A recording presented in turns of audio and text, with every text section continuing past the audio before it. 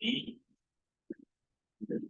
ini juga selesai master ujian prestasi kedua hari ini belajar setelah yang ini termasuk cinta Yesus Kristus sendiri di Yesus.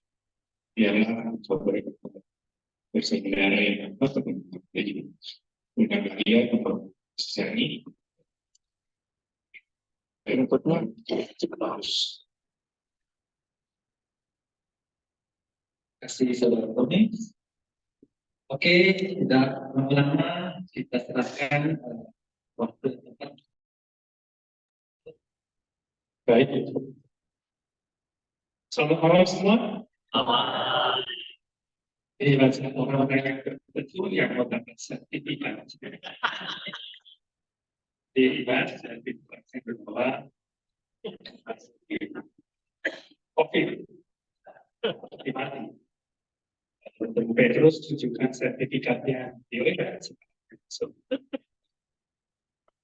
Jadi kita belajar dengan sertifikat ya kita.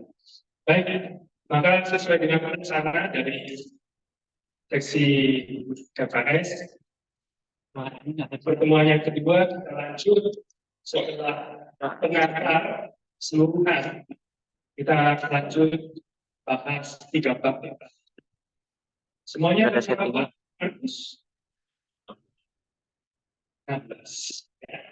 16. 3 bab pertama. Next, saya kemarin sudah memberikan masa kenapa susunan 16 bab Markus itu dalam 2 bab. Saya bilang bahwa tidak harus pasti begini, tetapi ini adalah salah satu hasil studi kitab suci dan ada yang melihatnya seperti ini. Bisa dilihat dari cara sudut pandang yang lain, mungkin saja ya. Tetapi ini juga banyak dianut oleh para kitab suci dengan memperhatikan kata-kata kuncinya dan plot dari alur cerita. Dari situ kita bisa menangkap 2 bagian utama yang di situ bab 1 ayat 14 sampai bab 18 yang kita tunggu. Itu mau menyaksikan siapa itu Yesus. Nah, seperti yang minggu lalu saya tunjukkan, ada terus-menerus refrain. Apa ini? Siapa orang ini? Ya, jadi kuriositas terus bertambah sambil pertanyaan dasarnya adalah mungkinkah dia ini Mesias kan? Oke, jadi ekspektasi itu yang dibangun di dalam cerita oleh Markus. Lalu di bagian kedua, bab 8 ayat 31 sampai bab 15 ayat 47, di situ kita lihat ada kata kunci mulai dari satu Yesus mengajar murid-muridnya secara intensif mengajarkan siapa dia sebenarnya. Sampai kepada iman yang benar, betul dia itu Mesias, betul dia itu anak Allah, dan sampai kepada iman itu prosesnya. Oke, jadi sekali lagi ini mengulang sedikit 2 skema tulisan dalam 2 bab seperti itu. Tujuannya apa? Supaya kita lebih memahami keseluruhan cerita, tidak sepotong-sepotong. Sehingga kalau kita mendengar satu perikop, saya tahu itu ada di bab pertama atau bab kedua. Setidaknya itu sudah mulai lebih apresiasinya lebih besar. Memahami teks dari konteks akan membuat penafsiran yang benar. Ya, kalau ngambil teks di luar konteks bisa keliru karena bisa pemahaman sendiri atau imajinasi sendiri, pemahaman sendiri ya. Oke, lalu kita lihat bahwa kita bisa bilang di 2 ini itu dilengkapi dengan prolog dan epilog. Next. Ya, ada prolognya, ada epilog. Seperti satu tulisan. Jalan. Ya, itu. Supaya lengkap. Ada pembuka, ada penutup. Pembuka, isinya konten utamanya 2 babak dan penutup. Dan bagian prolog permulaan dan bagian epilog kita bisa bilang permulaan yang baru setelah wafat, sengsara wafat dan kebangkitan Yesus. Akan ada era baru, permulaan baru yang dilanjutkan dalam hidup murid-murid yang orang-orang yang menjadi percaya gereja, ya begitu. Oke, dan kemudian saya kemarin menjelaskan bukan belum menjelaskan sih, tapi memperkenalkan di babak pertama. Kali kita suci coba melihat, mengamati lebih detail, ada hal yang teratur ternyata dalam tulisannya, sehingga kita bisa bilang kita bagi dalam 3 bagian. Next. 3 bagian itu nanti saya akan tunjukkan bagaimana keteraturannya itu, sehingga bisa menyimpulkan ada 3 bagian itu. Bab 1 ayat 14 sampai bab 3 ayat 6 kita boleh kasih judul Yesus dan orang-orang Yahudi. Oke, judul itu ya kita berikan untuk menamakan bagian ini. Orang bisa memberi penamaan penjujuran lain bisa saja, ya. Tapi intinya tadi saya mau tunjukkan bahwa di setiap bagian itu A, B, dan C itu ada alternatif, sehingga kita bisa melihatnya ini seperti unit-unit gitu ya. Nanti unit yang kedua, bagian yang kedua Yesus dan orang-orangnya. Sengaja saya sedikit ganti dengan yang lalu, orang-orang sekampungnya, ya, ini orang-orangnya disembuhin, orang-orang dekatnya. Oke. Dan bagian ketiga, Yesus dan murid-muridnya. Bab 6, ayat 6b sampai 8b. Nanti saya akan masuk lagi ke situ. Lalu di bagian yang kedua, kita bisa bilang juga terbagi menjadi 3 bagian. Next. 3 bagian itu lebih ditentukan, terasa sekali kalau mengamati teks. Situasinya berbeda. Peristiwanya berbeda. Di bagian yang pertama, yang A itu, 8:31 sampai 10:52, itu adalah cerita Yesus dan murid-muridnya berjalan ke Yerusalem. Ada peristiwa, ada ajaran, tetapi itu dalam perjalanan, di jalan. Perjalanan ke Yerusalem, ya, di jalan ke Yerusalem. Lalu kemudian nanti tentu sampai sudah mendekati mau sampai masuk Yerusalem. Nah itu sudah satu situasi yang berbeda lagi. Di jantung kotanya orang Israel, Yerusalem, di mana di situ ada bait Allah. Oke. Dan itu bab 11 ayat 1 sampai bab 13 ayat 37. Di mana di situ Yesus bicara tentang nubuat akan runtuh bait suci, khotbah tentang akhir zaman, itu ada di konteksnya waktu Yesus menurut penuturan Markus sudah ada di Yerusalem. Lalu bagian C itu penting sekali, yaitu sengsara dan wafat Yesus. Semua penulis Injil asli menceritakan ini, sengsara dan wafat Yesus dan kebangkitannya tentu. Sengsara, wafat, dan kebangkitan itu inti iman kita. Kan? Marilah menyatakan iman kita dalam Ekaristi. Yesus wafat, Yesus bangkit, Yesus akan kembali. Tiga itu. Wafat, sengsara, wafat, kebangkitan. Di semua pengarang Injil pasti ada itu. Malah dulu-dulunya dikatakan tulisan Injil yang paling inti adalah bagian C itu. Itu yang paling inti. Dulu juga ibadah dalam pertemuan yang namanya Paskah itu membahas itu semua satu perayaan itu. Lalu kita sekarang bagi-bagi, ada Minggu Palma, Yesus masuk, ada Kamis Putih, Yesus menetapkan Ekaristi, ya, ada Jumat Agung, Yesus wafat di salib, ada malam Paskah dan Paskah. Dibagi-bagi sebenarnya, tapi yang satu perayaan itu intinya.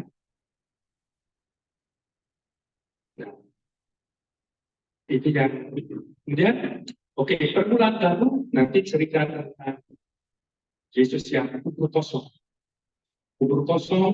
dan malaikat yang memberitahu ia sudah mati dan minta wanita itu memberitakan ia sudah mati. Oke, jadi itu ya. Sekali lagi review seluruh bagian ini. Pertanyaannya di bagian akhir. Ini kalau ada yang mau, saya mau buka kesempatan saja. Kalau sambil saya menjelaskan ada yang nggak jelas atau kemudian berpikir, bolehlah saya ubah sedikit sarannya, ya tidak hampir 15 menit terakhir. 15 menit terakhir ya? 15 menit terakhir. Jadi jam 9:15 ya, bagian sesi tanya jawab. Daripada nanti kelewat banyak. Boleh, kalau ada silakan. Boleh ya, kalau begitu ya. Tetap ada 15 menit terakhir untuk siapapun, tetapi kalau dalam perjalanan saya menjelaskan ada yang tiba-tiba tertarik, nggak jelas, mau bertanya, silakan. Oke? Yes. Kalau enggak, saya maju terus. Mudah-mudahan saya tidak terlalu cepat ya, seperti kemarin ada yang bilang agak cepat. Cukup ini ya, nggak terlalu cepat. Kalau terlalu cepat, saya ini kan, kalau tekanan statistiknya bisa diatur. Apakah lebih cepat, tidak lebih cepat, lebih lambat. Oke, kalau tidak ada. Nah, itu terakhir sampai di sini. Saya mau maju lebih detail tentang bagaimana yang tadi dikatakan di babak pertama. Bisa dikatakan ada 3 bagian, 3 unit, karena ada hal-hal yang sama sumbernya. Kalau diamati boleh dikatakan begitu. Seperti apa? Next. Yang itu, di tiap bagian itu, yang bagian pertama tadi ya, babak pertama, itu kalau diamati ada pola yang sama, struktur yang sama. Pertama menyatakan kayak ringkasan. Kedua, bicara tentang murid-murid. Yang ketiga, episode-episode, peristiwa-peristiwa. Dan yang keempat, ditutup dengan reaksi. Reaksi dari siapapun, ya, orang Yahudi. Begitu, nanti di yang B begitulah, yang C begitu lagi. Oke, nah, mari kita mau lihat seperti yang tadi di bagian A, Yesus dan orang Yahudi, ya, seperti apa? Next. Yesus dan orang-orang Yahudi. Pertama, bagian pertama apa tadi? Ringkasan. Next. Ringkasannya itu ada, lihat ya, ada lihat kitab sucinya, bukan kitab sucinya, dan di situ Injil menurut Markus itu.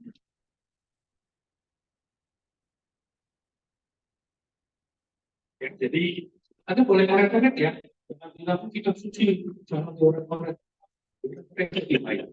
Daripada kitab suci dimasuk di lemari kaca, ya, dan tersentuh karena suci, itu nggak baik. Ya, di coret-coret, di stabilioki, namanya studi gitu ya, silakan. Jadi kalau mau itu bagian ini, Anda bisa kasih kata shred itu, ya, itu tadi adalah bab 1 ayat 1 sampai dengan 13 itu adalah prolog, gitu kan? Oke. Lalu bab 1 ayat 14 sampai nanti 48 ayat 30 itu kata perkara siapa Yesus. Oke? Dan dikatakan di sini bisa terbagi lagi menjadi 3 bagian, yaitu mulai ayat 14 sampai bab 3 ayat 6. Kita lihat satu bagiannya dulu ya. Bab 1 ayat 14 di kitab suci Anda itu judul perikopnya apa? Yesus tampil di Galilea. Terus mundur sampai ketiga ayat bab 3 ayat 6. Bab 3 ayat 6 itu tentang perikopnya. Yesus menyembuhkan orang pada hari Sabat.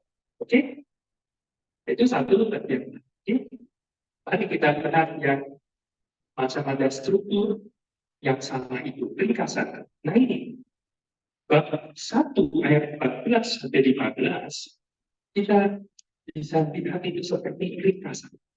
Pernyataan umum, general statement, summary. Di situ ditulis, sesudah Yesus ditahan, dan Yohanes ditahan, datanglah Yesus juga ini memberitakan Injil. Katanya, saatnya telah genap, kerajaan Allah sudah dekat, bertobatlah dan percaya pada Injil. Itu statement pernyataan umum. Dan itu seperti ringkasan untuk bagian selanjutnya. Jadi, Yohanes sudah mundur karena ditahan, sekarang kami Yesus, dan kerjaannya Yesus itu melakukan Injil, mengajak orang bertobat, percaya. Itu, oke? Baru kemudian kita lihat detail-detail peristiwanya, oke? Ya, itu satu bagian itu. Malah ada orang yang mengatakan, kenapa seluruh Injil Markus mau diringkas? Ya di situ. 1 ayat 14 sampai 15, 2 ayat itu ringkasan seluruh Injil Markus. Oke. Lalu seperti tadi dikatakan, setelah ada summary, ringkasan, pernyataan umum, lalu ada perikop bicara tentang murid-murid, betul? Nah, itu lihat judul berikutnya, Yesus manggil murid-murid yang pertama. Next. Oke? Ayat 16 sampai 20. Itu tentang murid.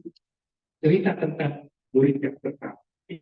Nanti kita masuk lebih detail, komentari lebih detail, tetapi itu saya mau mengajak Anda menangkap struktur itu yang bisa dipahami Anda itu. Oke. Lalu setelah ringkasan, murid-murid ada episode next. Dan kita bisa lihat episodenya itu perikop itu bicara tentang mengajar dan menyembuhkan. Ini kerjaannya Yesus. Yesus tidak kerja itu apa tidak, bahwa malu ada tidak ya, dia bukan kontraktor ya. Yesus tidak mengatur tidak ya, dia bukan komposer begitu ya. Yesus tidak jual barang-barang petani tidak ya. Dia bukan pedagang ya. Tapi dua pekerjaan Yesus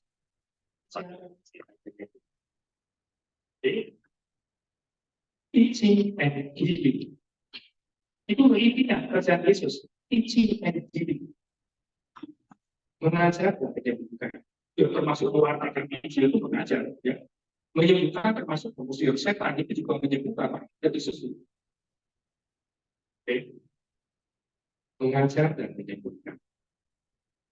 Makanya para pengikut Yesus yang mau hidup radikal seperti Yesus mengabdikan diri bagi kerajaan Allah, biar rawati. Kerjanya kan boleh mengajar dan menyembuhkan, buka sekolah dan buka sakit. Jadi ya, mengajar dan menyembuhkan, buka sekolah dan buka sakit.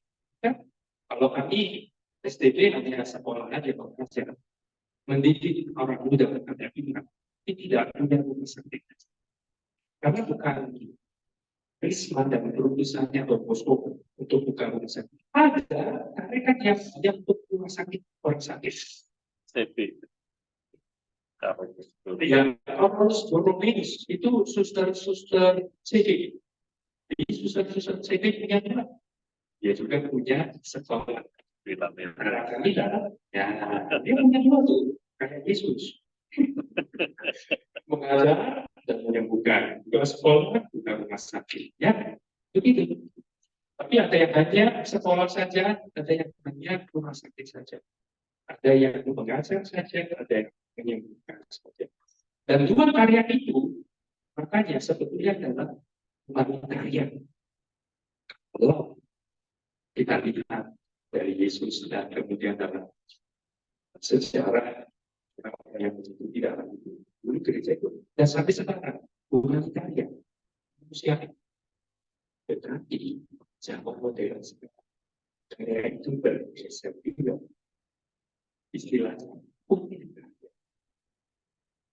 Jadi bisa juga untuk bisnis, ya kan? Karena orang untuk itu, ya kan? Sehingga ada juga orang bisa berbisnis buka sekolah bisnis, buka rumah sakit bisnis, ya. Dan itu ada pergeseran dalam hidup kita, praktek apa? Itu sertifikat itu mereka bikin rumah sakit sekolah, ya. Tapi seperti ini, aslinya demikian. Jadi mengajar dan menyebutkan bab 1 ayat 21 sampai 45. Kita lihat ya, kita lihat judul-judul perikopnya saja yang masuk dalam 21 sampai 40, ya. Judul yang pertama, Yesus di rumah ibadat di Kapernaum, ya. Di situ dia mengajar, mengusir setan, mengajar dan menyembuhkan. Perikop berikutnya, Yesus menyembuhkan ibu mertua Petrus dan orang-orang lain, jelas menyembuhkan. Perikop berikutnya, Yesus mengajar di kota-kota lain, jelas. Dia keliling aja. Itu bahasa Yesus. Next, Yesus menyembuhkan seorang penderita penyakit kulit. Ustaz, ya. Ustaz di situ ya. Yang Karena saya terjemahan baru, bisa. yang lalu disebut kulit. Karena penyakit kulit lebih luas dari ustaz. Ustaz adalah salah satunya, ya. Oke. Itu ustaz lebih berat. Terus sampai situ, ya, sampai situ. Sampai situ. Itu semua episodenya juga. Episodenya merasakan bukan. Dan episode berikutnya kita bisa kasih judul seperti ada bab 2 ayat 1 sampai bab 3 ayat 6. Itu semua pertikaian. Yesus bertikai dengan orang-orang Kristen, ahli Taurat yang muncul di situ. Mereka yang bertikai melawan Yesus. Contoh yang pertama, bab 2 ayat 1 sampai 12. Judulnya orang lumpuh dipulihkan. Oke? Tetapi lihat ada di bab ayat 7, ayat 6, beberapa ahli Taurat sedang duduk di situ dan berpikir dalam dirinya. Mengapa orang ini berkata itu dia menghujat? Kenapa? Karena di ayat 5 Yesus bilang, hai anakku, dosa-dosamu sudah diampuni. Oh, lalu dia jalan, ya. Itu menimbulkan pertanyaan, mengapa orang ini, siapa yang digerakkan orang ini? Itu jadi berani-beraninya ngomong dosamu sudah diampuni. Hanya Allah yang bisa mengampuni dosa. Kamu menyamakan diri dengan Allah. Manusia saja, ya, kamu takabur atau anggap siapa, ya, hujan. Menyamakan diri dengan Allah. Itu mengampuni dosa prerogatif kita. Siapa yang dapat mengampuni dosa selain Allah sendiri? Di sini banget ketikanya. Dan Yesus bilang, segera mengetahui itu dan berkata, kenapa kamu begitu? Itu dalam hatimu dan seterusnya. Nanti detailnya nanti kita bahas ya. Tapi lihat Anda di situ mulai kritikan dengan yang kritik menilai ini ada yang salah menurut itu. Kemudian berikutnya, Lewi menunjukkan mengikuti Yesus, ya. Tapi lihat, itu kaitan keadilan. Tetapi lihat, ada pertanyaan di situ juga, ya. Ayat 16, ya. Pada waktu ada orang yang membuat Farisi melihat bahwa yang makan dengan pengurus, karena mati pembusukan. Nah, sama yang lainnya, orang-orang berdosa berkatalah mereka kepada murid, mengapa laki-laki baik? Ia makan bersama pengunjung juga dan orang yang suka dan orang berdosa. Oke, nanti Yesus harus menjawab ketika mestinya Nabi yang kudus yang meninggal atau berasosiasinya dengan kata mereka. Ya, jangan orang Farisi, karena itu ya, yang baik-baik yang saleh itu sama orang suka, sama orang berdosa, mereka ketika saya tidak tahu siapanya Yesus. Yang butuh lagi orang yang satu. Lalu berikutnya apa? Hal berpuasa. Sama. Di sini juga ditanyai kenapa? Murid Yohanes berpuasa. Kenapa? Tidak. Kenapa? Yesus engkau terlagi. Bisakah saat kita iya berpuasa? Kalau mau belajar dari situ, saat yang mereka tidak, mereka diambil, mereka berpuasa. Berikutnya apa? Murid-murid memetik baju salah. Mengapa? Kita dilarang. Hari Sabat nggak boleh bekerja. Memetik gandum, mengerusnya, itu menurut ahli Taurat itu sudah bekerja. Tapi menyalahi itu hari Sabat. Kenapa? Tidak disediakan. Tidak tahu kemudian si Yesus dengan akhirnya terkenal ya hari Sabat untuk bukan usia dari Sabat.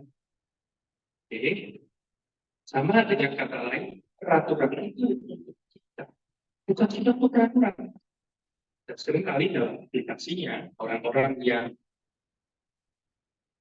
kurang bisa melihat ini kan jadinya nanti melihat peraturan juga takut dan bahaya membebani kita semua. Ya. Oke, harus bisa mengerti itu. Dan kemudian perikop yang terakhir sampai di bab 3 ya. Yesus menyebutkan orang lagi pada hari Sabat. Ya udah. Pertikaian besar. Pertikaian besar. Melanggar hari Sabat itu melanggar salah satu berdiri 10 perintah. Perintah yang berapa?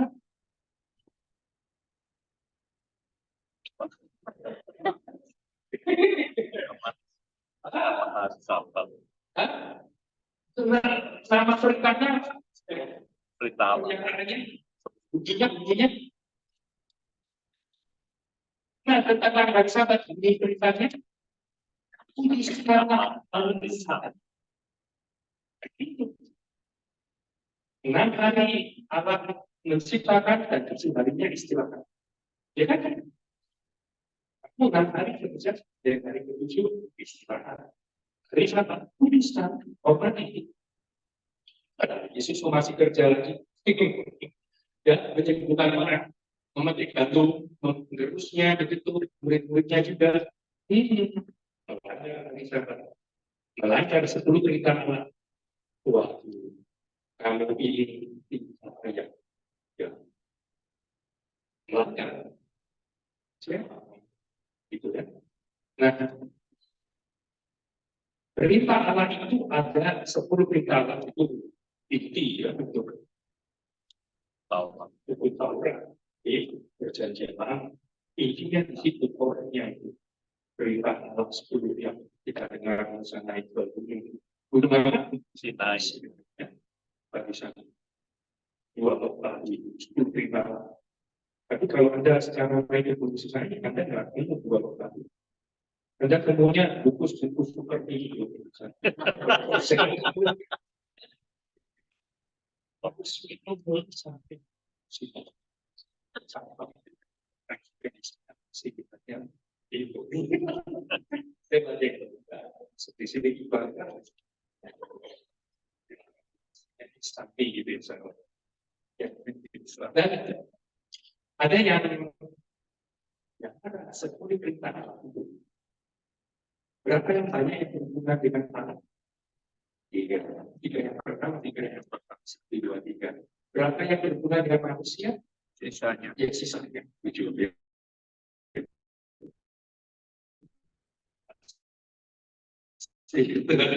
Gambarnya 2 lomba itu 1 lomba itu mengatur hubungan dengan manusia, dan lomba lainnya mengatur hubungan dengan ya kan seperti itu. Mana yang paling utama? Satu, kenapa? Ya itu ya. Kalau kita satu yang yang lain, nomor 2, nomor 3, dan 10 begitu. Bukan. Setidaknya menurut penafsiran sebagian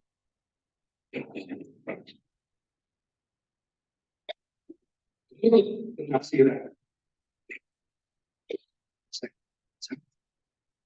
yang lain, bukan dari 10 ini dari yang paling paling pokok, yang paling besar. Kenapa?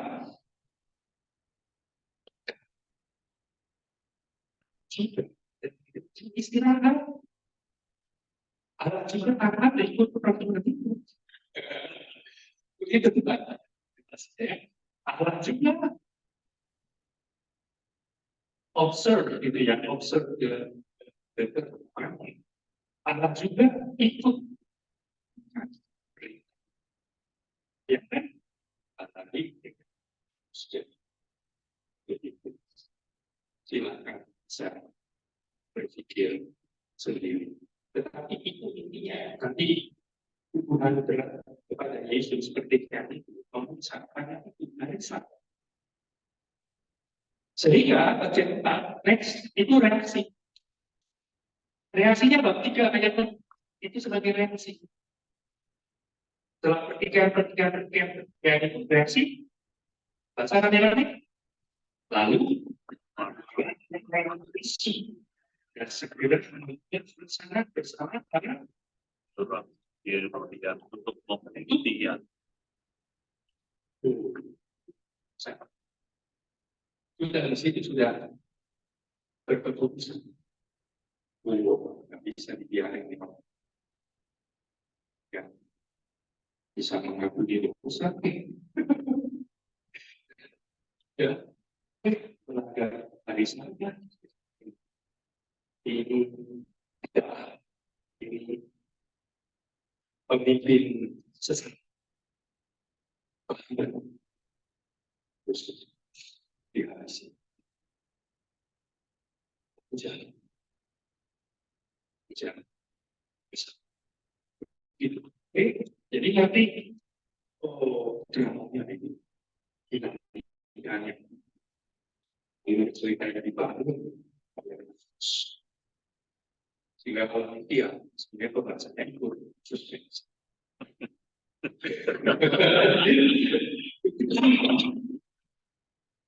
Saya itu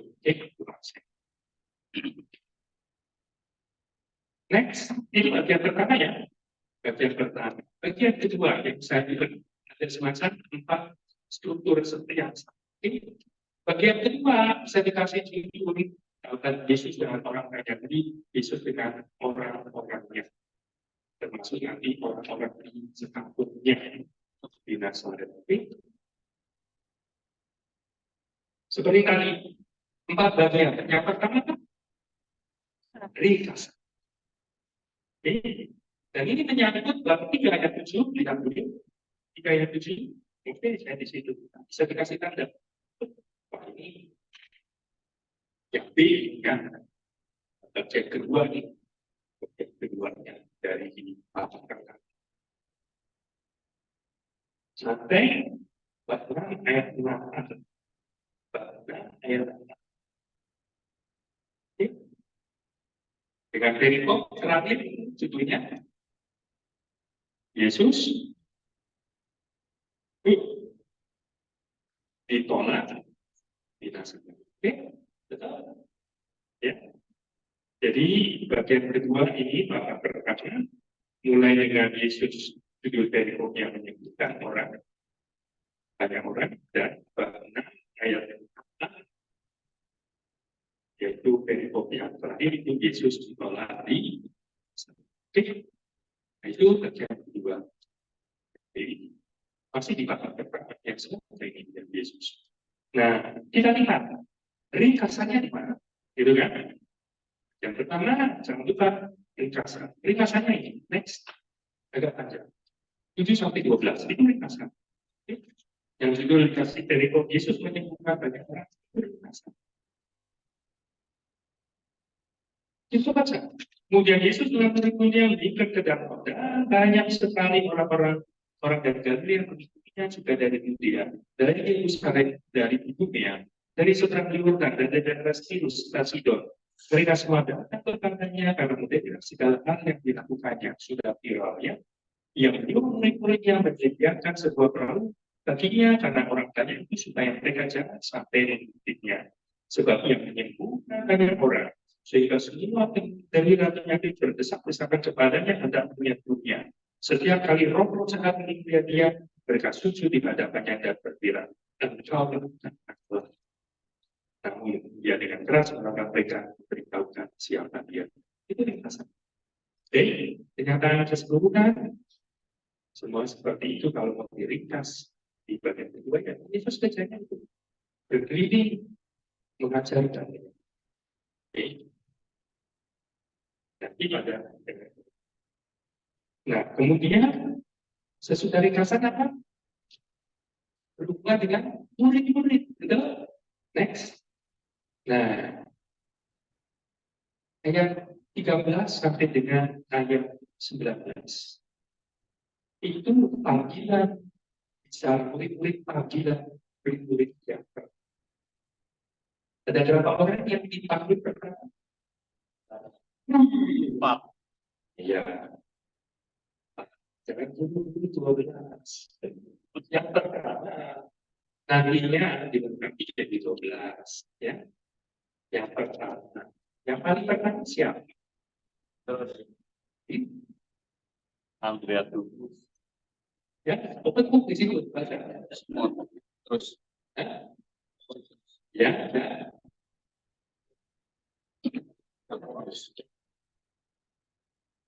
Petrus dan Yakobus dan Yohanes.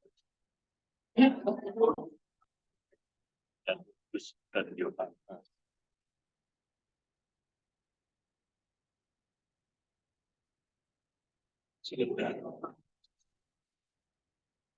Simon yang Yesus, Petrus ke-13.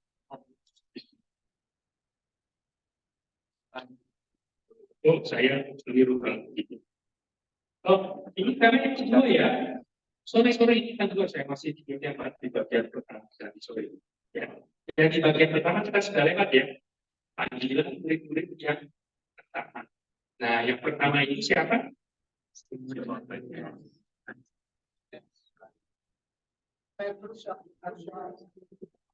Nah, saya mau tadi lihat lagi yang kelewat tadi sore yang pertama. Yesus memanggil yang pertama. Siapa? Simon dan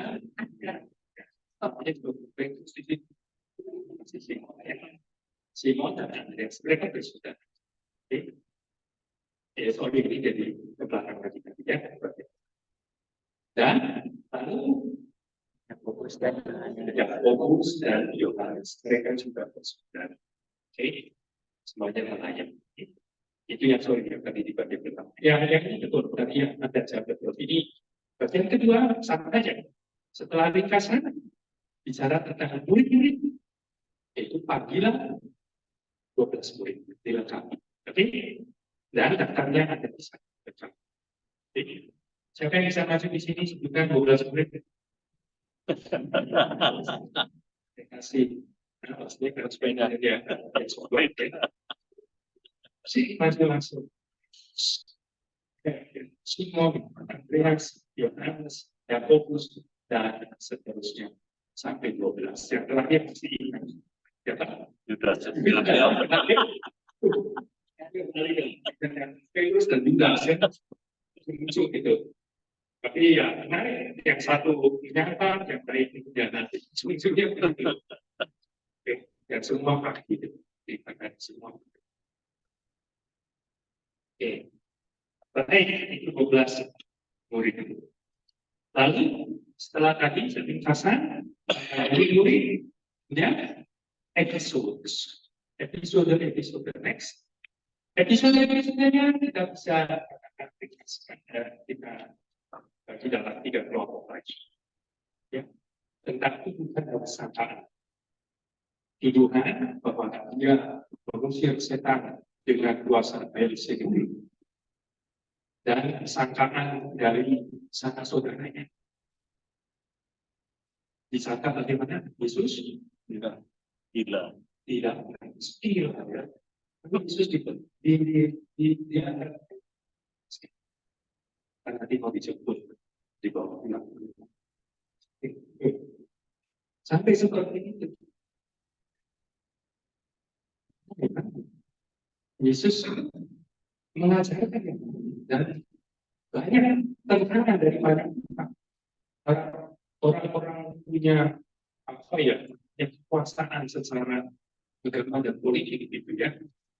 Oh, ketika di mana ini nabrak semua begini? Tidak, sampai dipikir begitu. Tetapi sama orang-orang itu sudah ada yang dipikir bahwa saya kayak Fransiskus dari Asisi. Ketika dia mengalami pencerahan, dia pulang ke rumah, dia pergi ke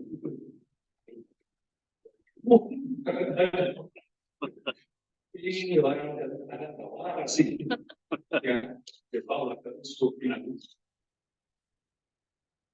Dan Don Bosco juga pernah dianggap nggak waras.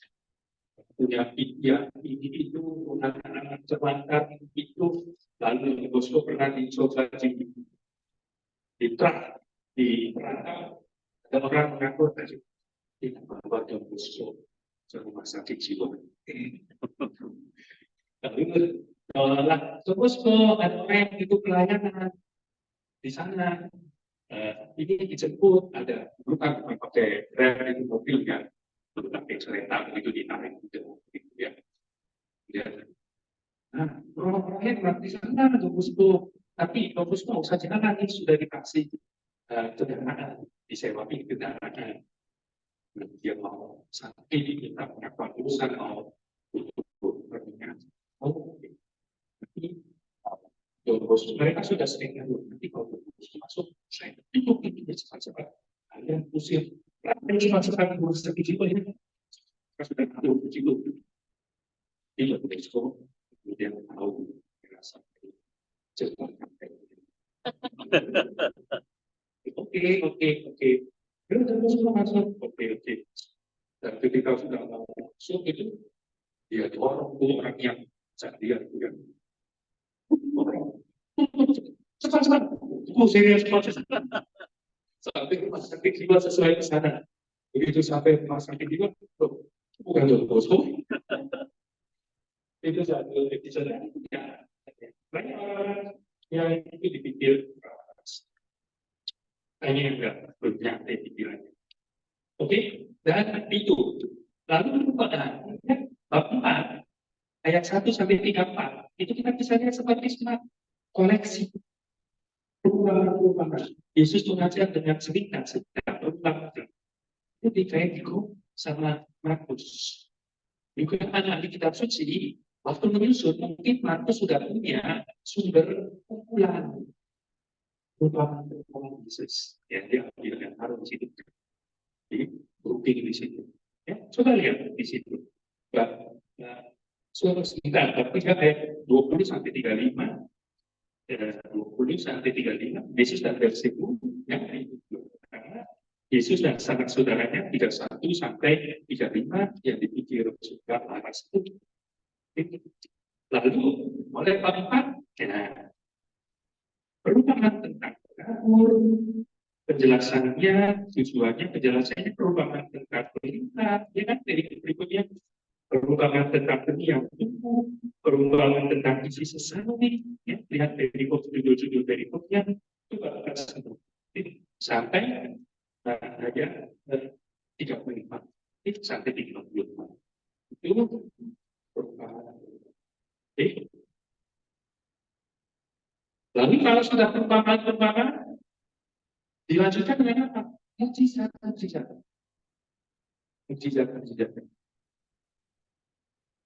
Itu bab 4 ayat 35 sampai bab 5 ayat 43.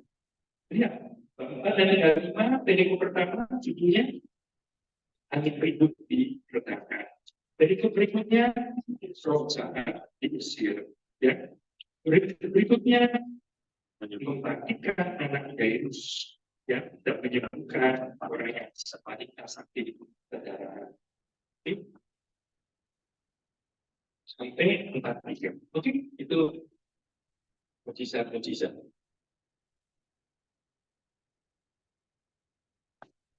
Setelah ringkasan, murid-murid, episode dapat apa? Reaksi. Dan reaksinya itu benar ayat 1 sampai dengan reaksi dari orang-orang Nasrani. Sebelum lanjut, Romo. Yes. Tadi kan ada yang bab 2 ayat 6. Bab 2 ayat 6. Lengkapnya bab 3 ayat 28. Nah, kalau dalam kehidupan kita sehari-hari, untuk zaman sekarang, yang termasuk terus berproduksi itu seperti apa? Karena di sini disebutkan di Matius 11:1 juga semua dosa yang kecuali hujat Roh Kudus. Oke, nah dalam kehidupan kita sehari-hari, ya, konteks sekarang, hujat Roh Kudus itu yang seperti apa? Ini kan mengerikan sekali kalau sampai dosanya tidak sayang. Ya, terima kasih. Baik, saya simpan pertanyaannya ya. Nanti kita akan bahas lebih detail karena masih ada di dalam bab ini yang nanti kan sesi ini bicara tentang bab 1 sampai bab 3 ya. Saya simpan nanti dari itu saya komentari lebih jauh. Yang jangan berarti kita masih di dalam bagian secara umum dan strukturnya tidak dikenali. Kalau ada yang lain lagi silakan. Seperti tadi. Oke, dan reaksinya itu bab 6 ayat 1 sampai 6. Dan Yesus ternyata oleh orang-orang sebelumnya di kota asalnya. Sampai ada perkataan yang pasti kita kenal Nabi dihormati di mana-mana kecuali di kampung Allah, ya, di antara kaum keluarganya dan di rumah. Jangan orang yang didengari nasihatnya, orang banyak bertanya. Di rumah sendiri nggak didengarin. Itu juga sering terjadi. Dihargai banyak baik tapi di tempat sendiri tidak dihargai. Penjelasan yang secara sederhana ya manusiawi karena terlalu familiar. Masa sih dia baik itu tukang kayu. Saya tahu bedanya kayak apa. Bisa seperti itu. Kecewa. Tapi ya beda lagi. Dan dengan mengenai itu, dia merasa heran. Dia tidak percaya. Yesus sendiri datang. Tuhan bisa heran. Orang yang kurang karena pengacara yang berkata itu puas tidak sebagai pengacara sepasang ya orang itu dengar orang itu berjalan orang bahkan mati hidup lagi pasti kita juga heran Yesus sudah nanti. Oke, itu bagian kedua. Nah, sekarang bagian ketiga yang pasti ya di babak pertama ini. Bagian ketiga. Next. Dengan struktur yang sama. C, ya, Yesus dan murid-muridnya. Bagaimana? Nah, sampai 30. Ya, yang pertama itu apa? Ini adalah ringkasan. Ringkasannya singkat, satu ayat. Next. Ayat 6 nanti. Lalu Yesus berjalan keliling dari desa-desa sambil mengajar. Itu lagi caranya Yesus. Berkeliling, berbuat baik, mengajar dan menyembuhkan. Semoga kita juga seperti ini, murid-muridnya yang bagaimana berbuat.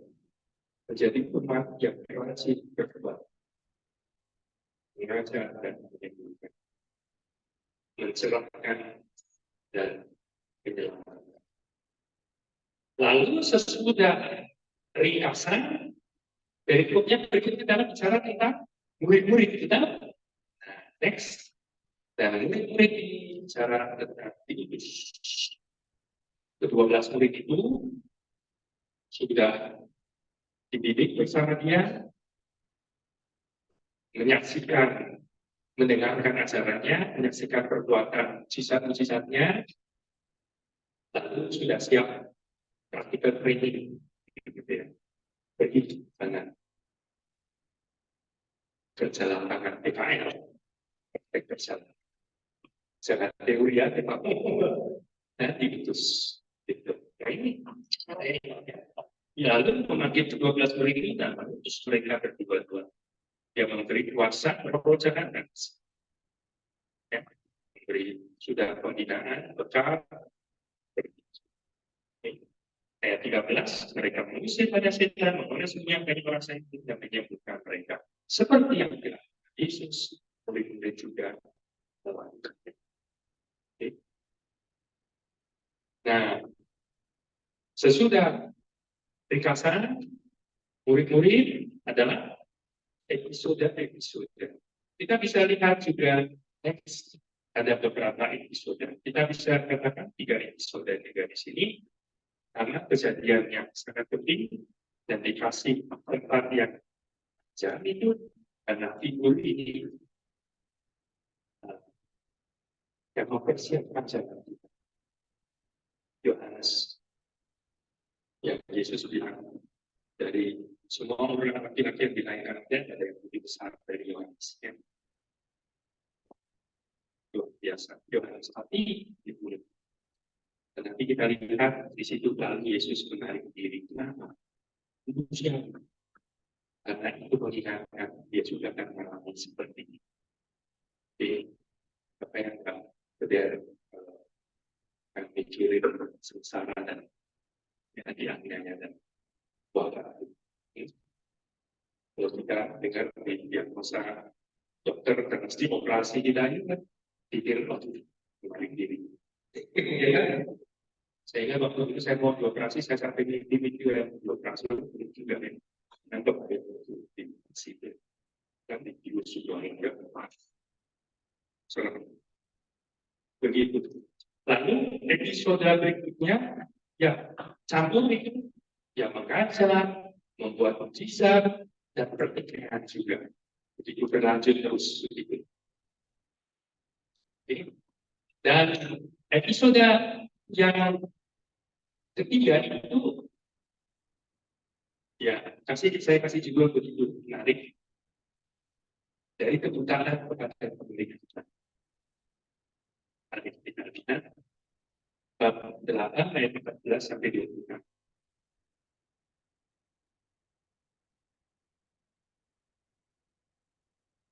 Dari kut yang pertama, bab 8 ayat 14, judulnya tentang lagi Farisi dan anak Herodes. Yesus mengatakan kepada murid-muridnya terhadap lagi orang Farisi dan orang Herodes. Maksudnya, hati-hati terhadap mereka yang bisa jahat di dia dalam hidup. Sama seperti kalau orang tua ngomong sama anaknya, ya, pikiran kamu bisa terpengaruh dan kamu jadi jalan yang tidak betul. Nah, ketika Yesus ngomong itu, murid-murid dia ngomong lagi karena kita bawa roti. Lalu Yesus bilang, ketika mengapa kamu ayat 17 memperdebatkan bahwa katakan karena kamu tidak punya bukti, kata ya, belum juga kamu paham dan mengerti. Kata yang kedua, masih dikirakan hatimu. Ketiga, kamu punya mata tidak mau melihat dan punya telinga tidak mendengar. Tidakkah kamu ingat lagi bahwa mencari 5.000 itu berapa sisa-sisa berapa? Dan ketika 7 ya, berapa satu itu cukup? Lalu terakhir ayat 21, itu pengertian Tuhan terhadap kamu.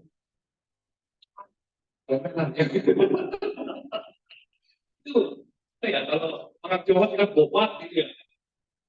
Ngerti, ngomong itu terus pikirnya roti. Apa ya? Kalau tangan tidak pas lambat itu yang tapi reaksinya Yesus manusiawi. Kita dengan kata ini yang kita tidak terlibat.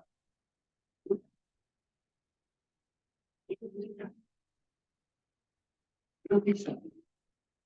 Apa yang Yesus mau buktikan itu. Maka kemudian perikop berikutnya itu ada satu kejadian. Jadi di saat Yesus memberikan penglihatan orang di Betsaida. Setibanya Yesus dan murid-murid Betsaida, orang baru kepadanya seorang. Mereka memohon kepadanya supaya kemudian ya, Yesus memegang tangan orang itu, membawa dia keluar desa. Jadi berdiri kan, tidak bukan diskriminan kan, berdiri. Lalu yang berjadi orang itu meletakkan tangannya dan bertanya, sudah melihat sesuatu? Orang itu memandang jepang. Aku melihat orang berjalan-jalan. Mereka kelihatan seperti pohon-pohon. Sudah mulai tapi belum jelas, ya kan? Lalu Yesus meletakkan lagi tangannya pada mata orang itu, maka orang itu sungguh-sungguh melihat dan telah sembuh, sehingga dia dapat melihat segala sesuatu yang jelas. Peristiwa ini juga sebetulnya menggambarkan murid-murid punya mata tidak melihat, dan murid-murid dibawa ke luar kota. Yesus mau bersendirian mengajar mereka. Dikatakan ada bagian dari Qur'annya, Yesus tidak mau diketahui orang. Supaya apa? Supaya mereka bisa sendirian. Ya, dikeluarkan dari orang banyak. Supaya diproses secara lebih intensif. Dan mulai melihat di sana. Belum jelas. Dan diproses lagi sampai melihat. Itu pemulihan. Tanya. Anda dan saya mengalami proses itu sebetulnya. Jadi, kalau begitu dibaptis, di semangat gereja. Begitu ada masalah ini, itu, ini, ya, doa, ngobrolnya, enggak seperti terjadi dengan saya. Nggak mau lagi di gereja. Belum lihat. Belum lihat, ya. Masih dengan pikirannya sendiri. Sehari-harinya begitu, belum lihat. Masa begitu. Pelayanan, semangat. Itu diomongin, pedas-pedas. Wah, kalau dia udah sampai domain, mestinya sampai kan dipuji-puji gitu kan, diterima kasihin gitu kan, supaya gitu, kata-kata, difitnah lagi, nggak mau, belum lihat, di proses untuk melihat, apa yang terjadi, gitu. Tapi mesti melihat hadirnya, oh, dalam hidup itu ada misteri, itu sekali. Sekarang maka kemudian aktif orang juga lebih. Nah, budaya gimana supaya melihat? Ini membantu supaya ditulis oleh insinyur ya. Untuk itu supaya kita juga bersama dari keputaran. Tapi ada ditutup dengan telekop lain tentang orang yang di pinggir jalan itu teriak-teriak minta disebutkan. Ada nama yang bisa siapa? Parti ya. Itu nanti membentuk satu istilahnya satu ini yang satu rangkaian dibuka dengan dibuka ditutup dengan seperti sandwich ya inclusion seperti itu struktur dalam literer itu teknik cara penginjil penulis kitab suci mengatakan oke. Nah itu menarik ya, intinya itu murid-murid ini pemuridan dididik supaya sampai melihat. Nah, sesudah episode apa? Reaksi. Next.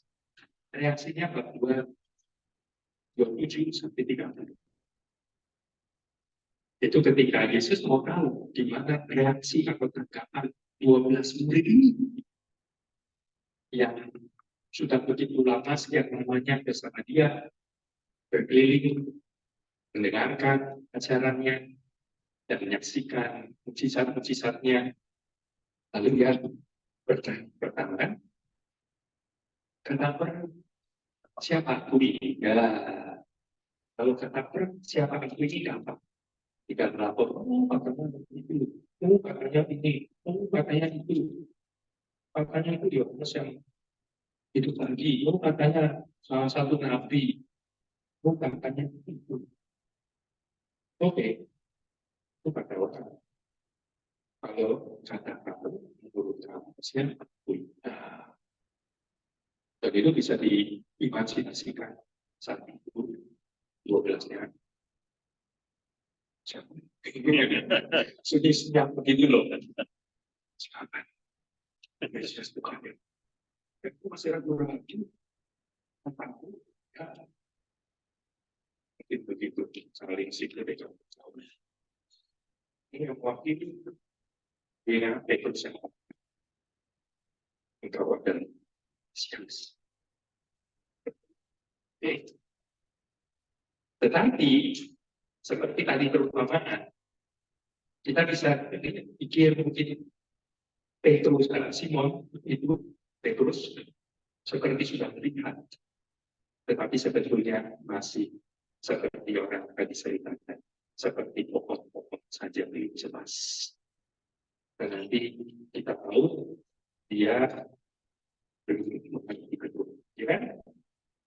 Sehingga episode berikutnya itu yang bicara mengenai bagaimana Yesus mulai menyatakan siapa dia sebenarnya, Mesias itu yang seperti itu.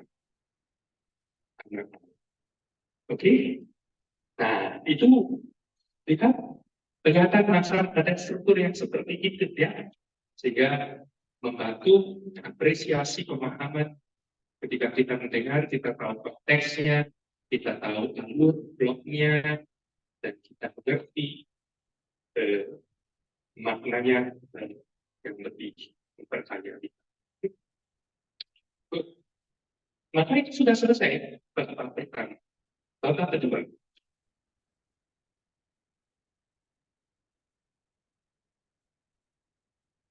Babak kedua itu seperti tadi saya katakan lalu sudah dikenali oleh Simon Petrus itu terus, tetapi sebetulnya seperti perikop yang tadi dikatakan sama tidak betul-betul mengerti, punya pemahamannya sendiri. Maka lihat bab 8 ayat 31, Yesus mulai mengajarkan kepada mereka, mulai di situ ya, mulai mengajarkan kepada mereka bahwa anak manusia harus menanggung banyak penderitaan dan ditolak oleh Tuhan, iman-iman kepala ahli Taurat, lalu dibunuh dan bangkit sesudah 3 hari. Mulai saat itu, oleh mengajarkan ini, karena si pemahaman Mesias adalah seperti yang dipahami pada umumnya, yaitu Daud yang baik. Diurapi seperti Daud akan jadi raja untuk ditaklukkan dengan kekuatan militernya, kekuatan kuasanya seperti Daud, akan usir penjajah orang-orang yang akan hukum orang-orang jahat, pengunjung cukai, semua macam yang jadi parasit itu, lalu masyarakat berpisah, jebloskan ke penjara, lalu diperintah dengan raja yang adil, yang itu kan, tentu adil, dan sebagainya. Berbeda. Nah itu, mereka pasti pikir Mesiasnya seperti itu. Maka mereka mau cari Mesias, dan mereka mau ikut. Supaya, ayo, di Yerusalem, yuk kita ke Yerusalem. Sana dia akan jadi raja.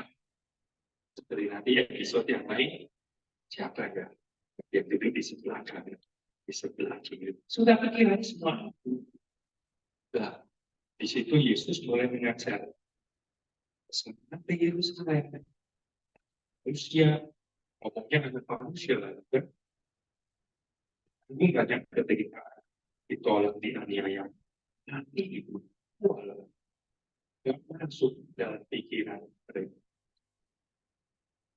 Dan yang beraksi pertama adalah Simon juga yang sudah bilang kamu Mesias. Ya Mesias dengan pemikirannya. Dan di situ ya Petrus menarik Yesus ke samping dan mulai menegur dia, berarti berkali-kali menegur berkali-kali menegur Yesus. Enggak bisa, jangan begitu. Kami kesana menjadi raja. Loh, sampai tulisannya itu ada keras dari Yesus juga yang telah iblis.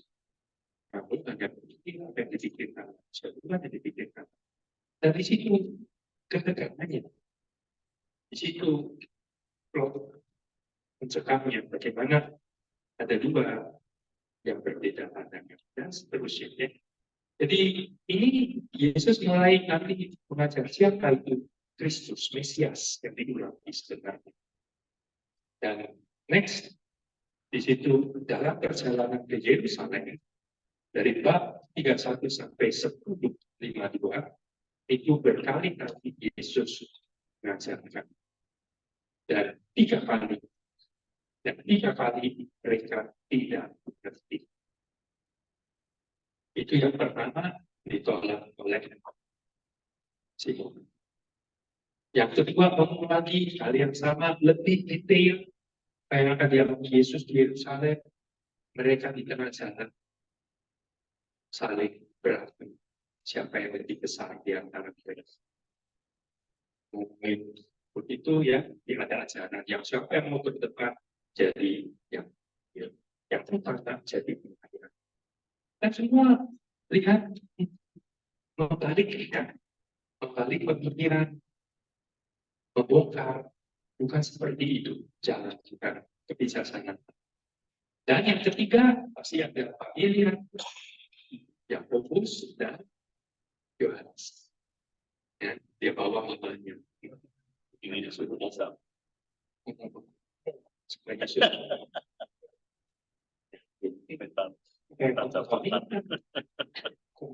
Kalau jadi aja, satu kartu di kanan, satu di kiri ya. Kadang juga pasar-pasar ketemu banyak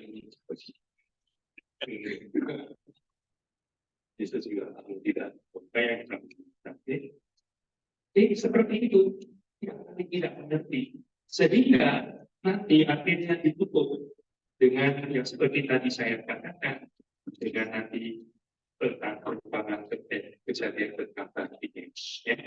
Itu lagi-lagi seperti muridnya bab 8 itu sampai tiap bab ada 8, bab 9 ada 5 perikopnya pemberitahuan kedua tentang penderitaan Yesus yang ayat 30 dan murid-muridnya malah ngomongin siapa yang terbesar di antara mereka berikutnya.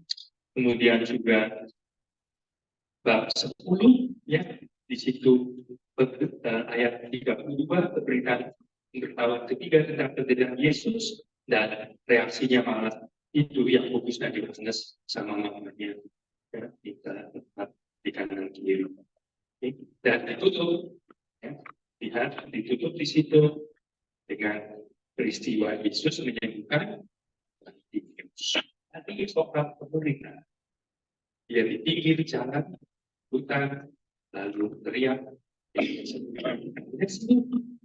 melihat dan karena bisa melihat ayat itu terakhir 52 dia dapat melihat lagi lalu mengikuti Yesus dalam perjalanannya ya.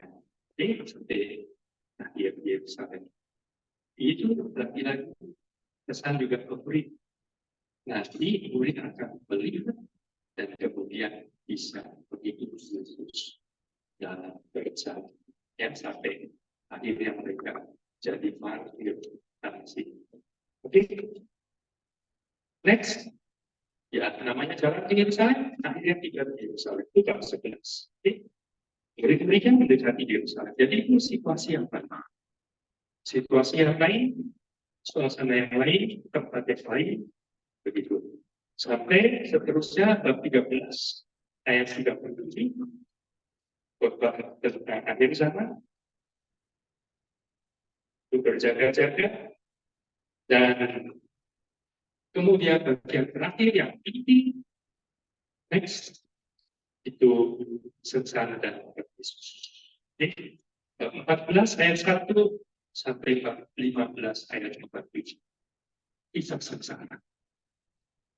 Biasanya di hidup lama itu dirasakan mulai berdaih seterusnya sampai dimakamkan. Jadi itu bagian kedua kita bisa lihat sudah 3 bagian lebih daripada struktur yang seperti bagian saat pertama ya, kelihatan struktur yang ini lebih kita bisa melihatnya momennya berbeda, situasi yang berbeda dalam perjalanan di Yerusalem, sudah sampai di Yerusalem dan sekarang masuk momen situasi peristiwa yang inti puncak karya penebusan Yesus, sengsara dan wafatnya. Oke, begitu. Nanti ditutup dengan epilog cerita kebangkitannya. Ya, jadi secara keseluruhan Anda sudah mendapat yang tentunya saya masih seperti pengangkatan tadi ya, lebih penting begitu perlu. Dan kalau tidak ada pertanyaan, saya mau masuk mengomentari beberapa perikop 3 bab seperti yang diminta di dalam perusahaan. Tentu saya tidak bisa dalam waktu yang singkat mengomentari banyak, tapi beberapa hal yang menarik untuk dicermati, dipahami. Selanjutnya tidak bisa terus terjadi sendiri. Kudus masih membantu. Ya kan? Sampai pada kebetulan. Intinya apa? Itu akan membantu kita terus seperti murid-murid. Makin pendidikan. Dan itu doa yang bagus. Seperti ketika Yesus tanya lagi Yesus, meminta pada Isa. Ya, coba lihat pada beberapa cerita supaya aku dapat melihat. Pertanyaannya itu. Dan itu doa yang bagus untuk kita semua. Tuhan, supaya aku bisa. Karena kalau bisa melihat, kita akan setia mengikuti Yesus sampai akhir, sampai masuk ke dalam kemuliaan bersamanya, begitu kan? Karena ada juga doa itu yang to know you more clearly, gitu. To know you, nanti ada lagunya itu, to know you more clearly. Lalu, to follow you more closely. And to love you more dearly, gitu ya. Jadi untuk melihat lebih jelas, maka akan bisa mengikuti lebih dekat, lebih setia, dan itu akan menghasilkan mencintai lebih besar. Karena akhirnya tujuannya itu dari iman kepada kepenuhan kasih. Intinya itu. Kalau itu dikata pergilah, sudah selesai. Pergilah.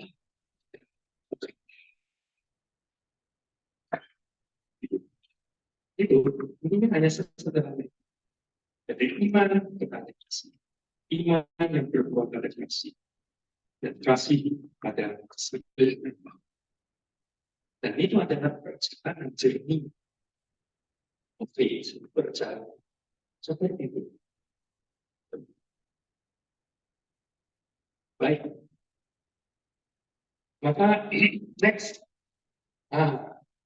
ya, setelah melihat bagian keseluruhan tulisannya bagus dengan sangat skillful, gitu ya, pintar dia menyusun begitu, Bapak dan masing-masing ada bagian yang terus berkembang. Dan itu satu bentuk tulisan dia inventor, gitu ya. Tentu tulisan Injil ini yang kemudian Matius ikut bikin melengkapinya dan sumber-sumber lain Lukas juga. Dan kemudian Yohanes yang tidak mengikuti alurnya Markus, tapi cara struktur yang sangat berbeda. Dan ini semua memperkaya untuk melihat siapa Yesus iman kita. Nah, untuk lebih makin memahami peristiwanya, ceritanya, bagus kalau mengerti tokoh karakter dalam kalau cerita kan ada, ya kan? Karena lebih ngerti, lebih ya, kalau ngerti film Batman itu ada pokoknya satu Joker yang kamu ngerti Joker kayak apa ya ngerti blognya si Batman.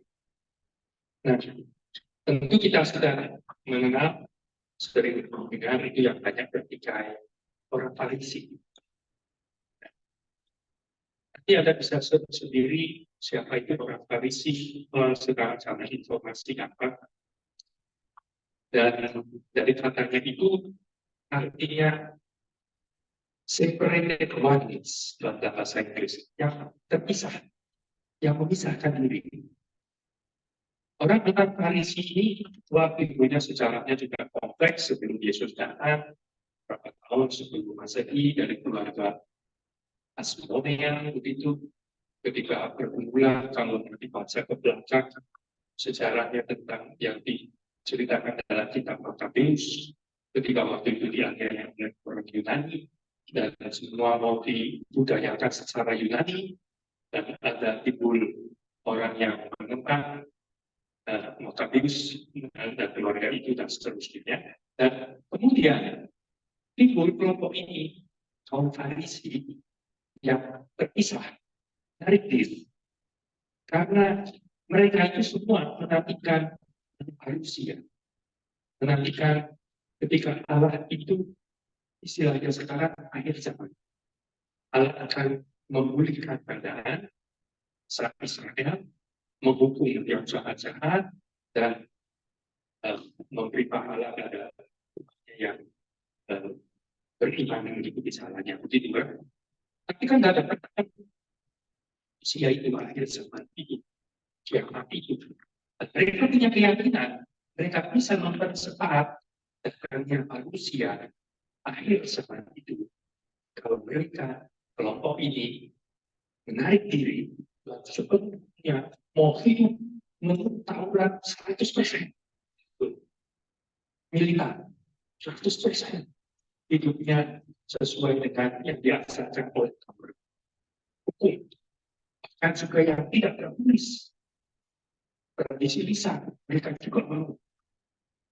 Dan mereka menarik diri seperti Tuhanis, maka disebut kaum Farisi. Oke. Jadi sebetulnya pemahamannya itu bagus itu yang mau hidup 100% setia kepada Tuhan. Tetapi dalam perjalanannya ternyata nanti kita tahu, dan kita sudah tahu, mereka ternyata musuh utama Yesus. Karena mereka kemudian terjebak dalam hukum itu, yang ketentuan dan tafsirnya yang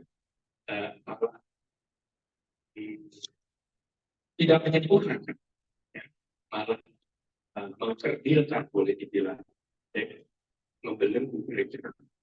Dan akhirnya terutama jatuh pada kesombongan.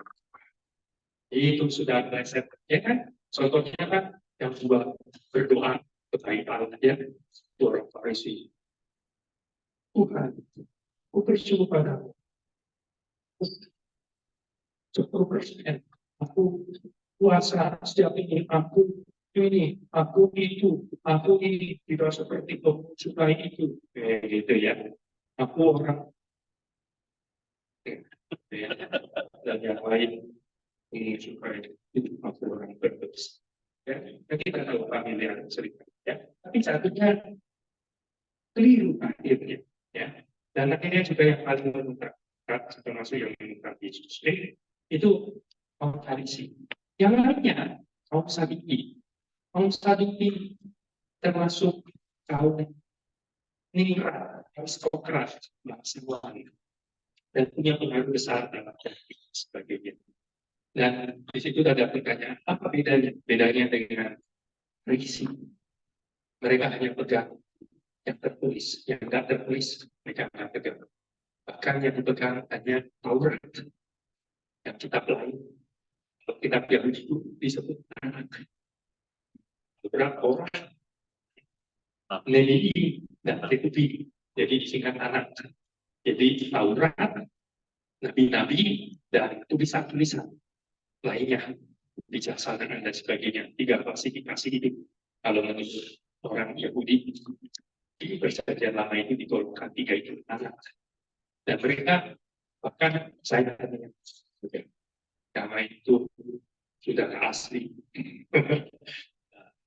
dan sebagainya. Dan tafsirnya nanti yang satu percaya tentang kebangkitan, yang lain tidak percaya dengan kebangkitan. Ya, jadi Yesus kan pernah ditanya, ikut hadiran mana? Farisi atau Saduki itu kan? Ya. Paulus kita ketika ditangkap, dia tahu yang orang Farisi, dia ada orang Saduki, dia bilang, aku ditangkap karena orang Farisi mengharapkan kebangkitan. Mereka berantem sendiri. Mereka berantem. Yang Paris punya betul. Yang saat ini orangnya berantem. Jadi lucu juga itu. Dan satu episode itu bisa para maksudnya mengenai ditanya Paulus mau keluar dari itu sidang. Oke, dan yang lain-lainnya ada Kita bisa lihat sendiri. Lalu Herodian itu orang-orang Herodes, orang-orang yang Herodes, semua sang raja. Saya, ya ini bukan mungkin Herodian, tapi ini mungkin gambar Herodes. Nah, mungkin orang Herodes tidak tahu kostumnya kayak apa. Tapi ini orang-orang penguasa, kaki tangan penjajah. Mungkin kepulang. Nah, orang Saduki lebih memperhatikan orang itu. Dan nanti ketika Yesus obrak-abrik bagi Allah, oh itu yang paling menarik. Karena ada sumber informasi di situ. Ya kan? Seperti kalau ada orang yang mau menertibkan, biasanya yang diambil itu, oh sumber penghasilannya bawa pasti, bahwa itu. Oke. Dan ini berpasangan antara orang Herodian dengan orang Farisi, itu bertolak belakang. Karena yang satu mau memelihara kemurnian, iman, hidup bersih, hidup lurus. Orang Herodian, anak-anak nah itu kan oportunis. Apa saja di jalannya, pokoknya aku dapat itu, dapat kuasa, kedudukan, dan sebagainya. Itu sebetulnya terlalu sekali. Tetapi seperti tadi dikatakan, penutup reaksi yang berapa ya? Yang pertama ya, orang-orang Farisi dan Herodian, Herodes bersekongkol sepakat tidak mau bunuh dia. Karena kepentingan yang sama menyatukan mereka yang berbeda. Kita punya common enemy, itu yang sama yang mesti dinasakan. Jadi meskipun mereka bertentangan dan ahli Taurat itu ya kalau sama kita sekarang ya teolog kitab suci, ahli kitab suci.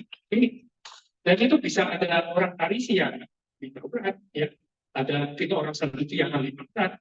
Misalnya yang mungkin bukan Farisi, bukan Saduki, tapi ahli Taurat. Bisa juga.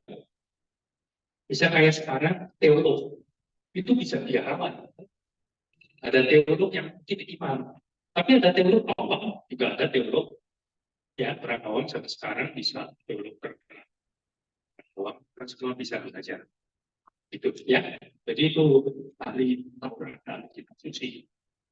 Dan ini nanti lawan-lawannya Yesus ini banyak. Dan imam-imam ya sudah tahu seperti kita di gereja Katolik mirip dengan Katolik.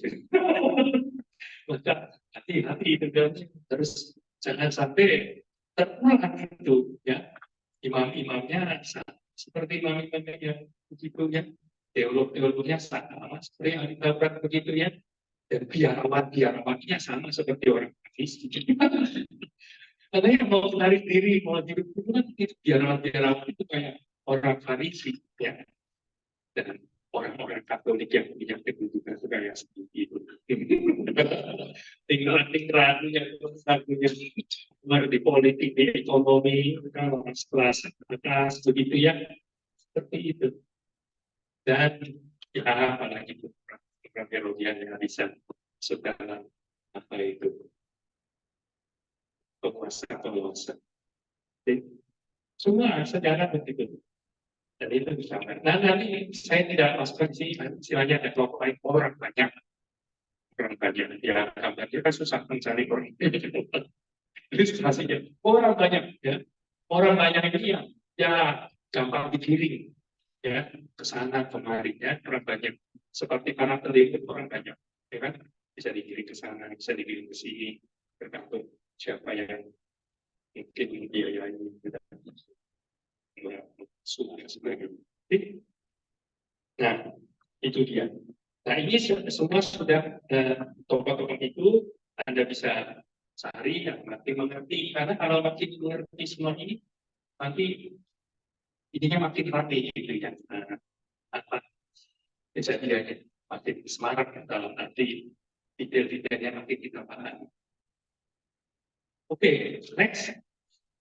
Nah, maka bab 1 sampai 3, sorry, 14 menit, tapi itu yang saya akan komentari beberapa hal.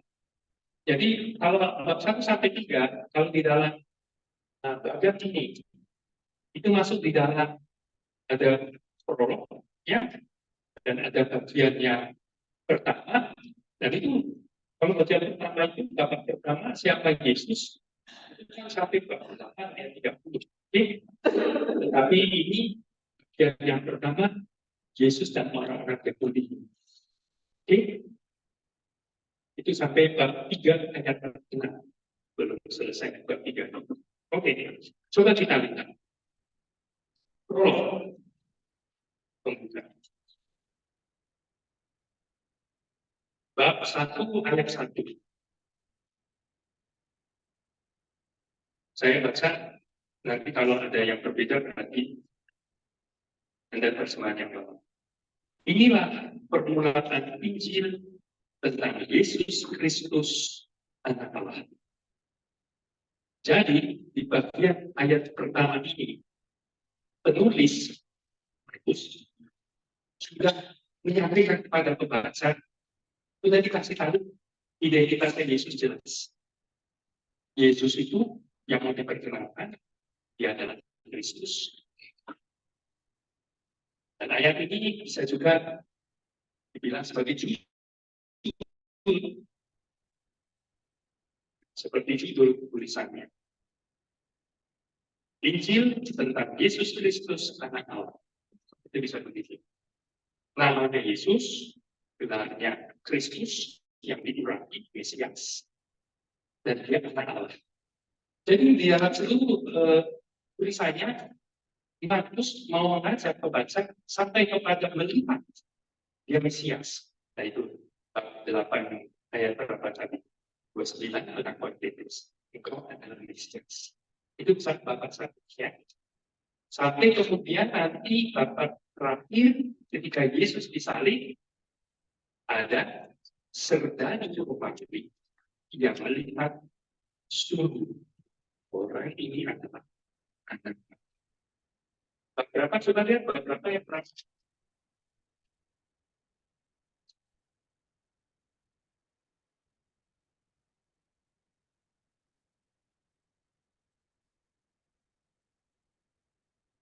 Pasti harus dilihat di perikop yang Yesus mati.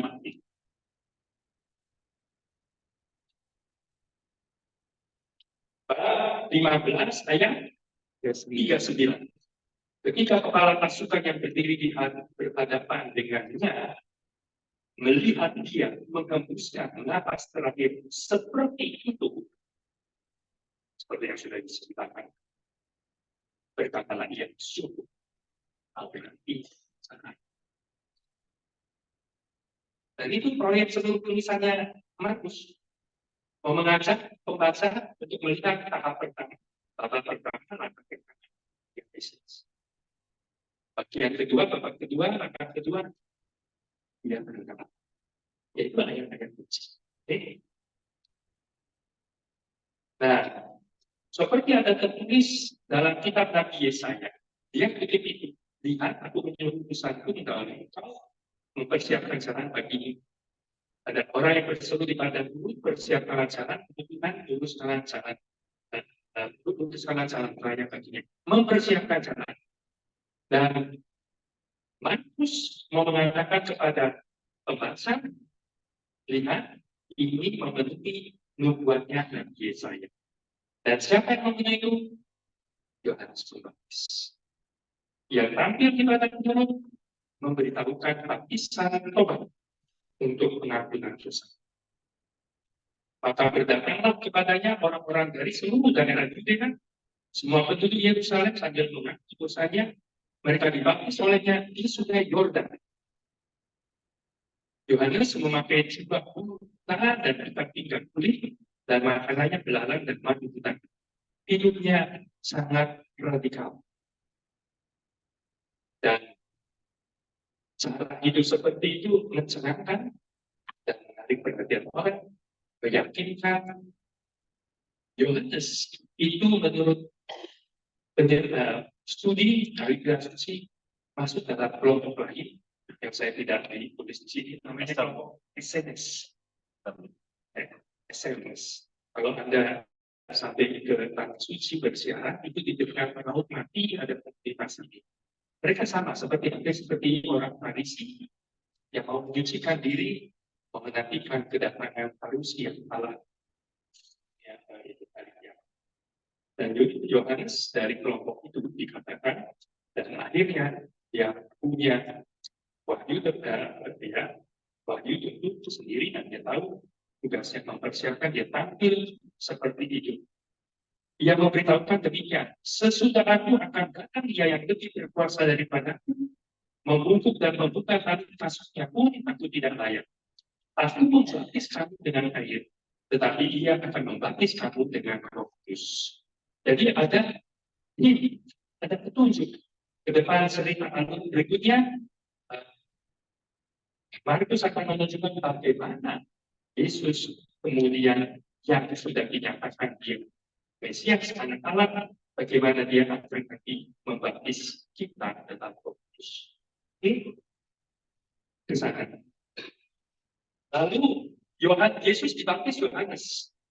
Pada waktu itu datanglah Yesus dari Nazaret. Nah, muncul di sebuahnya kalau filmnya kan lakonnya muncul. Ia dibaptis di Sungai Yordan oleh Yohanes. Nah, Markus begitu singkat, lihat. Dan orang kalau kritis melihat atasnya, kan dikatakan ayat 4, Yohanes Pembaptis memberitakan baptisan, tobat, dan ayat 4, pengampunan dosa. Betul? Oh Yesus, Yohanes dibaptis. Nanti maksudnya, membuat secara silogisme itu arah seperti Yesus swasta. Iya, ya kan? Minta diampuni dosanya, dapat itu gimana? Nanti Yesus kita juga orang berdosa. Maka kalau Anda melihat Martinus, maka lebih luas. Mungkin itu, nah, makanya kenapa beda? Saudara, kiranya itu menimbulkan pertanyaan. Bisa orang salah paham. Dan salah paham itu di dalam gereja juga terjadi. Ada istilahnya heresi dalam bahasa Inggris. Tidak ajaran yang tidak benar. Minggu lalu kita pertemuan pas liturgi di gereja pesta 1 Markus. Kita mulai dengan Markus. Hari ini di dalam gereja kita memperingati 1 Athanasius. Dan Athanasius itu hidup lahir di abad ketiga sampai 370 tahun itu yang ketiga. Itu dia berapa puluh tahun sebagai uskup berjuang melawan ajaran bid'ah istilahnya yang tidak benar. Itu Arianisme yang luar biasa banyak.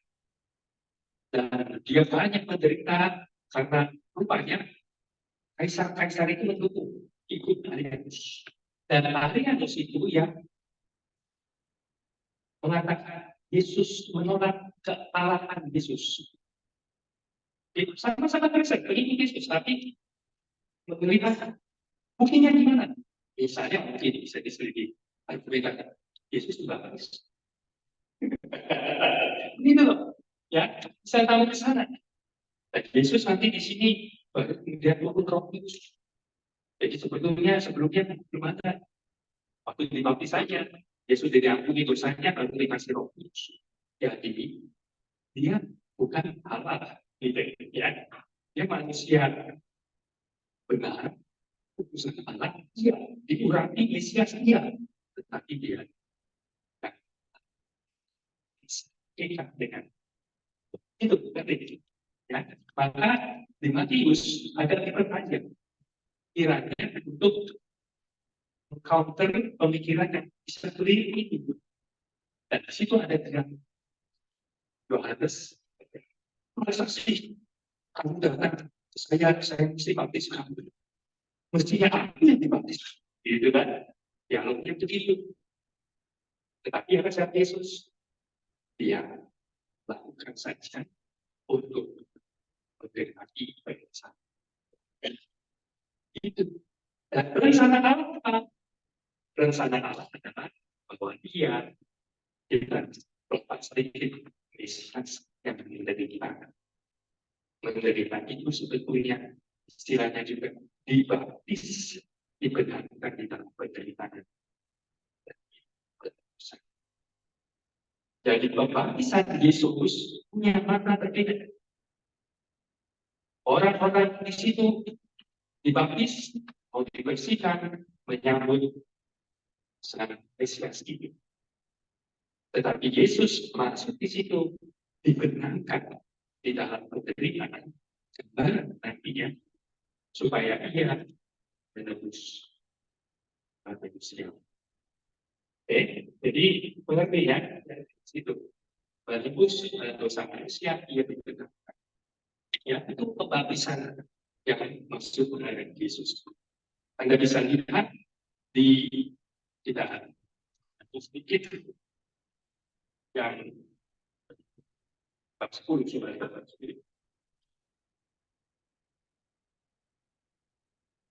Nah, Yesus membicarakan pemberitahuan ketiga dari tanahnya. Bab 10 ayat 32.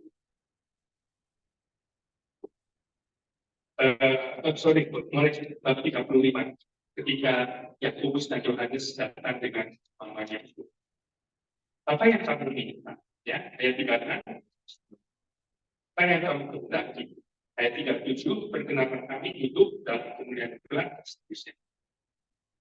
Nah, ayat 38, ini kata Yesus, kamu tidak tahu apa yang kamu minta. Dapatkah kamu meminum kesalahan yang itu minum atau dibaptis dengan baptisan yang terima? Dibaptis itu dibenarkan. Dan Yesus dibenarkan dari tangan yang begitu besar. Ya, baptisan dalam arti yang itu. Jadi ketika Matius kemudian nanti Anda bisa membandingkan dari Matius, di situ kan ada tertulis Matius 23 ayat 13-17, supaya dialah itu dilakukan, supaya menggenapi rencana kehendak. Nah, rencananya adalah ia jadi penebus dan ia mesti menderita. Itu. Dan kemudian segera keluar dari air, melihat langit terbuka, dan proses itu merhati turun ke atasnya. Lalu terdengar suara dari surga, engkaulah anakku yang terkasih, kepada engkau anakku yang terkasih, kepadamu aku berkenan. Dia yang terkasih karena dia beri dirinya sehabis-habisnya memenuhi kehendak Bapa. Di ujungnya kan kita tahu di Getsemani, kalau bisa zaman ini berlalu daripada bisa kehendakmu. Ia terkasih karena setiap bahkan harus menanggung cawan penderitaan dibenarkan penderitaan. Dan tadi kalimat berikutnya keberadaan itu jadi ayat berikutnya Markus akan menunjukkan bagaimana seorang Yesus ini berkenan kepada Bapaknya pada kehidupan selanjutnya. Itu selanjutnya adalah gambaran bagaimana hidup pada Yesus yang membuatnya berkenan pada sudah 14. Ya, betul ya, saya habis sampai ini saja baca itu ya. Saya sorry ya, tidak bisa mendampingi sampai bab 3 keseluruhan. Tapi saya kasih modalnya saja nanti tidak tapi secara umum sudah ya. Lalu Yesus dicobai di padang gurun. Saya sedikit komentar yang karena ini menarik untuk dikomentari. Ini masih prolog ya. Prolog perikop ketiga Yesus dicobai di padang gurun. Segera sesudah itu roh mendesak dia kepada di padang gurun itu dia selama 40 hari ia dicobai oleh iblis. Ia tinggal bersama dengan binatang dan malaikat-malaikat melayani. Ketika membaca itu, apa tidak timbul tanda tanya? Ya. Apa maksudnya? yang kemudian tinggal bersama dengan binatang-binatang. Dan malaikat-malaikat menyayangi dia. Komentar Anda bisa memahami ini tafsir, ya tafsir. Kira-kira membacanya gimana ya? Yaitu pengetahuan kita akan seluruh kitab suci akan membantu kita dapat tafsirkannya dengan baik. Dan salah satu yang bisa coba perhatikan, tinggal bersama dengan binatang-binatang liar. Kira-kira mengacu ke mana di depan perjanjian lama? Ada orang bisa tinggal dan harmonis dengan binatang-binatang liar.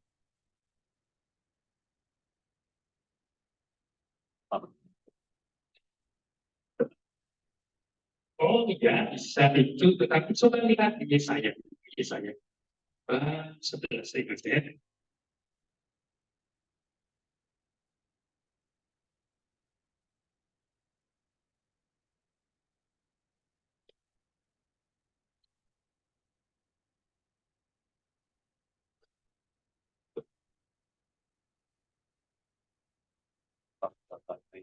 Bab 9, ya, Raja Damai.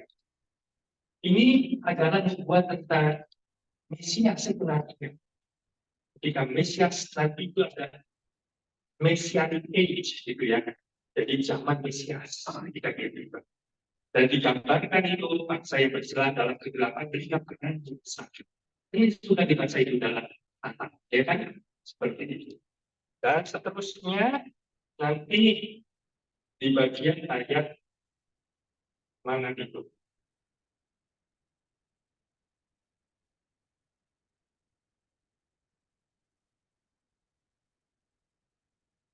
Yang ada anak kecil menuntun. Nah, ini bab 11. Bab 11 mulai ayat 6. Ya, bab 11 ayat 6. Bab 11 ayat 6, serigala akan tinggal bersama Tuhan. Dan macan tutul akan berbaring di samping anak kambing. Tidak ada perkaitan dari luka darah. Tidak ada yang memaksa satu dengan yang lain. Anak lembu dan anak singa akan makan bersama-sama. Dan seorang anak kecil akan menggiringnya. Lembu dan beruang akan bersama-sama makan rumput. Anak-anak yang akan berbaring bersama-sama. Singa akan makan jerami. Anak yang justru bermain dengan ringan ular bedul. Anak yang disakit mengulurkan tangannya bersama ular jubilan. Tidak ada yang berbuat sama dan seterusnya. Itu kata maka diringkaskan di dalam Markus. Ia tinggal bersama dengan binatang liar. Maksudnya itu zaman Mesias sudah tiba dengan kehadiran Yesus. Dan kemudian ada itu malaikat-malaikat melayani dia. Mengacu kemana? Itu lagi. Malaikat-malaikat melayani dia. Mengacu kemana? Ingat kejadian, ya, di buku kejadian ketika manusia jatuh ke dalam dosa. Apa yang kemudian terjadi? Manusia diusir dari Taman Eden. Itu coba lihat bab 3 kali. Kejadian.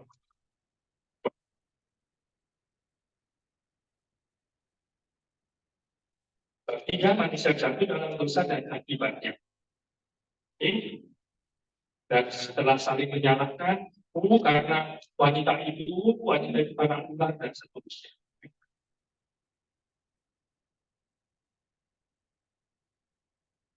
Bab 3 ayat 23. Bab 3 ayat 23 kejadian.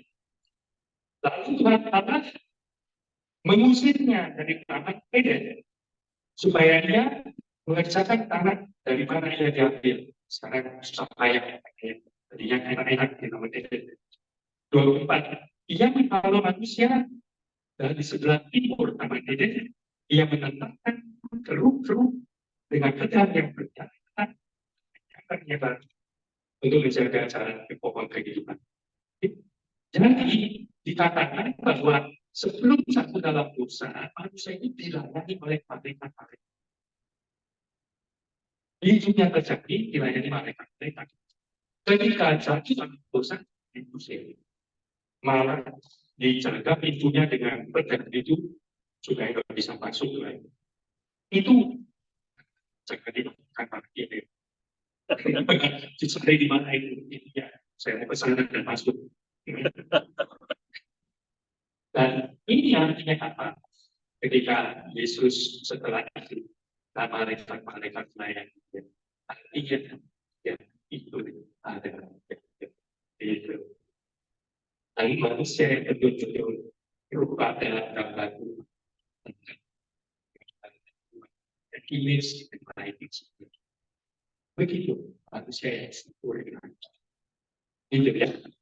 Oke, sorry waktu membatasi, saya tidak bisa lebih banyak. Tapi yang saya mau menjawab pertanyaan yang tadi saya simpan, itu di bab berapa tadi? Itu yang Tuhan, ya kan? Tuhan dari orang ahli Taurat, dia yang datang, kemudian mengatakan dia mengusir setan dengan Beelzebul, ya kan? Lalu yang memuja Roh Kudus, ya. Pengertiannya adalah demikian. Orang yang